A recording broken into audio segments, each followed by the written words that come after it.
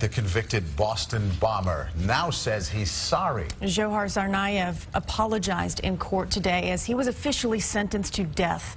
CBS2’2 Dick Brennan joins us now with reaction from survivors of this attack. Yeah, quite emotional. Christina Maurice, we can tell you Tsarnaev's death, of course, his death sentence was a foregone conclusion, but when he spoke, some bombing survivors say they were surprised to hear his voice, even though some of them weren't buying his words.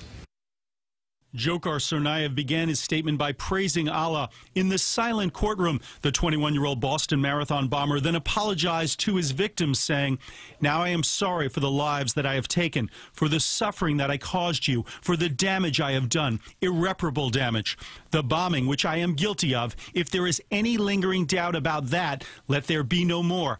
I did it along with my brother." Tsarnaev's statement came before the judge was to sentence him to death for the bombing that killed 3 people and injured 264.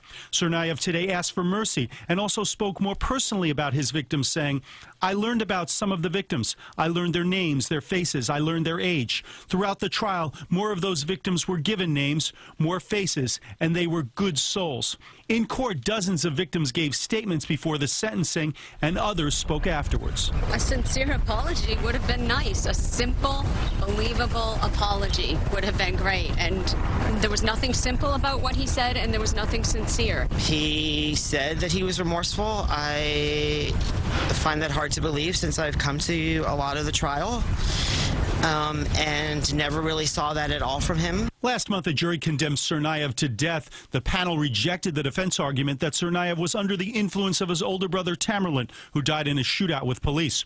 But at least one survivor who spoke opposes Tsarnaev's execution. I have forgiven him. I have come to a place of peace, and I genuinely hope that he does as well.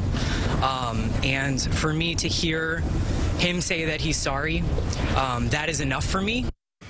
Some critics say despite his apology, Tsarnaev did not renounce terrorism.